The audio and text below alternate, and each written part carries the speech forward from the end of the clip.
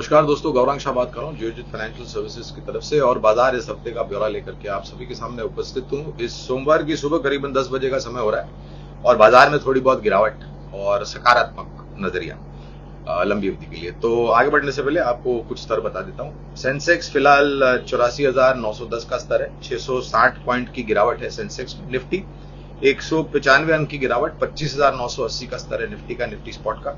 और bank Nifty में करीबन 550 पॉइंट की गिरावट और स्तर है करीबन 83,280 का। रुपए डॉलर में और कच्चे तेल में भी गिरावट है, पिछले हफ्ते देखी थी लेकिन अभी थोड़े बहुत ऊपर के स्तर। रुपए का स्तर है करीबन 83.76 रुपए प्रति डॉलर।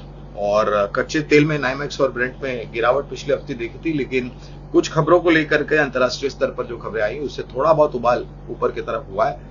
72.49 डॉलर प्रति बैरल का दाम है ब्रेंट का, और 68.43 डॉलर प्रति बैरल का दाम है नाइमेक्स का। तो शायद थोड़ा बहुत दायरेबंद कारोबार और खाड़ी में जो परिस्थिति खड़ी हुई उसको लेकर के शायद थोड़ा बहुत असर आता हुआ दिखेगा, वो देखा है हमने।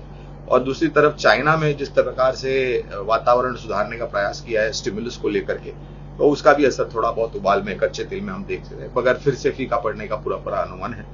रुपए में शायद 83.60 और 83.50 की तरफ रुपया मजबूत होता हुआ दिखाई दे सकता है, जो संकेत विदेश से आएंगे उसको लेकर के। अब आते हैं दोस्तों बाजार के ऊपर। तो पिछले हफ्ते हमने राय दी थी कि शायद थोड़ा बहुत दायरेबंद कारोबार हो, मुनाफा वसूली की चपेट में बजाय आया, इसमें आश्चर्य नहीं होना चाहिए। लेकिन एफएनओ का एक्सपायरी था पिछले हफ्ते गुरुवार को महीने की, उसी दिन और उसके बाद शुक्रवार के दिन एक नया सर्वोच्च स्तर हमने सेंसेक्स निफ्टी बैंक निफ्टी में बनता देखा। 26,200 के आसपास गए, पार गए, और फिर अब हम थोड़ा बहुत नीचे की तरफ के दायरे देख रहे हैं।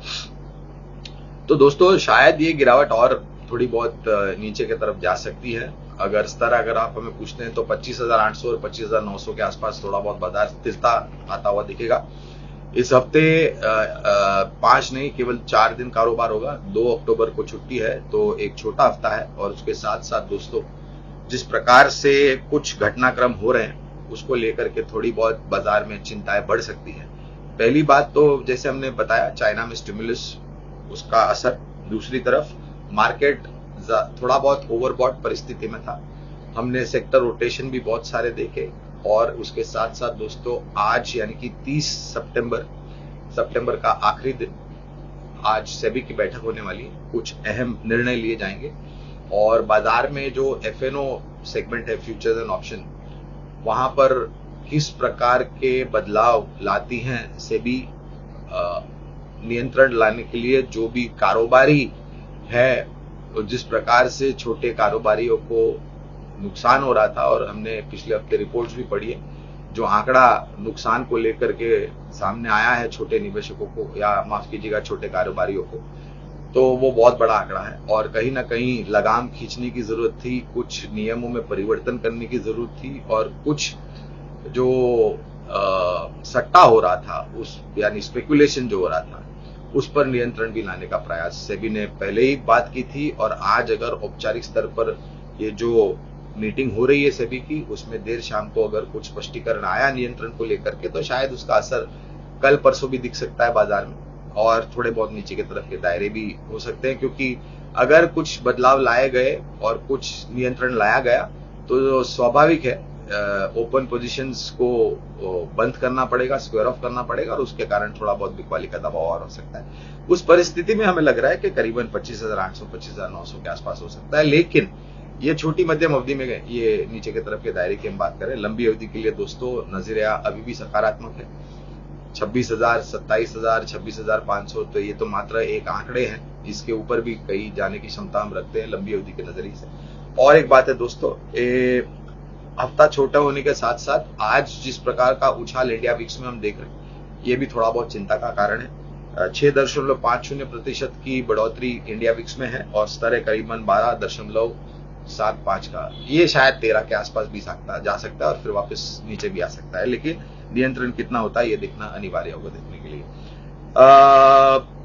आउट परफॉर्मेंस देखा आपने पिछले हफ्ते, और आज थोड़ा बहुत मुनाफा वसूली या फिर दायरेबंद कारोबार, थोड़ी बहुत बिकवाली की चपेट। एफआई के तरफ से फोमो फैक्टर था, कुछ बड़े निवेशकों की तरफ से ऐसा माना जा रहा था कि शायद दूर रहने में भलाई थी, लेकिन जिस प्रकार से बाजार ने अपना रुझान दिया है तो निरंतर ऊपर की तरफ के दायरे। और दोस्तों एक बात वास्तविकता ये भी है कि ये जो नया महीना शुरू होगा अक्टूबर का, कल से 10 अक्टूबर से नतीजों का सिलसिला शुरू हो जाएगा, दूसरी तिमाही के नतीजे इस वित्तीय वर्ष में।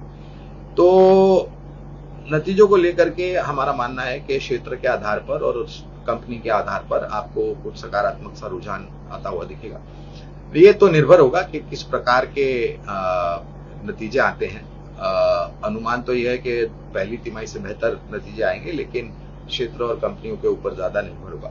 दूसरी तरफ अमेरिका में किस प्रकार से खबरें आती हैं, जिस तरीके से उम्मीद से ज्यादा ब्याज दरों में कटौती की अमेरिका में एफओएमसी फेड चेयरमैन साहब पॉल ने 0.50 की, जिस प्रकार से चाइना में स्टिमुलस की बातें हो रही, जिस प्रकार से बैंक ऑफ जापान में ब्याज दरों को लेकर के बातें हो रही और जिस प्रकार से यूरोपियन सेंट्रल बैंक भी बातें कर रही, तो और हमारे यहाँ पर भी मेरे ख्याल से आरबीआई की बैठक बहुत जल्द होगी, तो वहां से भी क्या संकेत आते हैं आरबीआई गवर्नर की तरफ से, ये भी सुनना अनिवार्य होगा। तो शायद परिस्थिति थोड़ी बहुत दायरेबंद कारोबार की और नीचे की तरफ का रुझान, लेकिन ऐसा भी नहीं है कि बहुत ज्यादा बिकवाली होगी। मेरे ख्याल से जिस प्रकार से वातावरण और माहौल देखा है हमने, लोग काफी कुछ चूक गए थे मौका, और हर एक गिरावट पर वो निवेश करने का अवसर ढूंढेंगे, मौके ढूंढेंगे, और नीचे के तरफ के दायरे जो है वो सीमित हो जाएंगे। तो कुल मिलाकर के दोस्तों 25,800, 25,900 और फिर से ऊपर की तरफ शायद 26,100, 26,200 की तरफ जाने का प्रयास निफ्टी करेगा, और उस प्रकार से सेंसेक्स भी करेगी।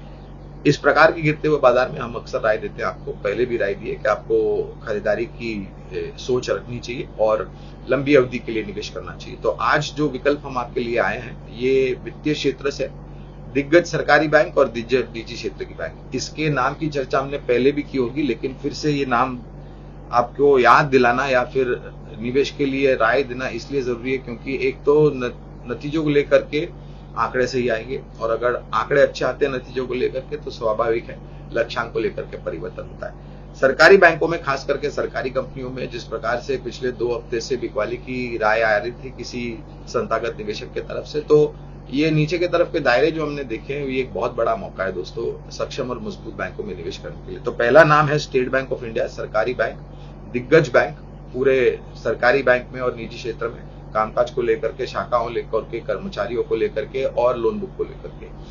हमारा अनुमान ये कहता है कि आने वाले समय में जिस प्रकार से सुधार ग्रॉस नेट एनपी में हो रहा है, प्रोविजनिंग नीचे आ रही है, और जिस प्रकार से निरंतर नतीजे सुधरने के अनुमान है, लोन बुक आगे बढ़ने का अनुमान है, ऋण की मांग बढ़ेगी और एसेट क्वालिटी सुधरेगी, और उसके साथ साथ ब्याज दरों में भी अगर आने वाले समय में कटौती होती है तो ये एक सकारात्मक सा रुझान ऋण के लोन बुक के ऊपर लेकर के आएगा।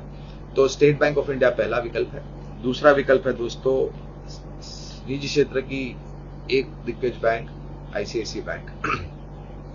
इतिहास इसके गवाह है, जिस प्रकार से निरंतर सुधार हो रहा है और जिस प्रकार से लक्ष्यांक को लेकर के भी काफी लोगों ने पहली तिमाही के बाद ऊपर की तरफ के दायरे दिए हैं।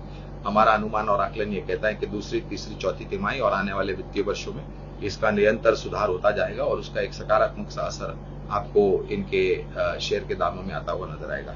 और एक बात ये भी है कि अगर भारत विकसित देश से इमर्जिंग मार्केट से डेवलपमेंट मार्केट बनने वाला है, नेक्स्ट $1 ट्रिलियन इकोनॉमी बनेगा, नई उत्पादन क्षमता और सेवाओं की क्षमता बढ़ेगी, तो उसके लिए ऋण की जरूरत पड़ेगी। तो स्वाभाविक है बैंकिंग सेक्टर इसमें बहुत बड़ा योगदान देगा। तो दोस्तों ये विकल्प लंबी अवधि के लिए बुनियादी तर्क के आधार पर स्टेट बैंक ऑफ इंडिया सरकारी बैंक और निजी क्षेत्र की बैंक आईसीआईसीआई बैंक।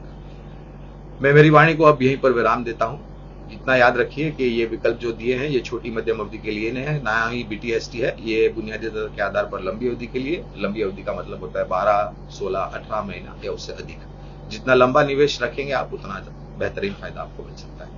मेरी वाणी को अब यहीं पर विराम देता हूं और आप लोगों से आज्ञा लेता हूं, और अगले हफ्ते आपसे फिर से मुलाकात होगी। अपनी सेहत का ध्यान रखिए। बहुत बहुत धन्यवाद। हमारी बात शांतिपूर्वक सुनिए।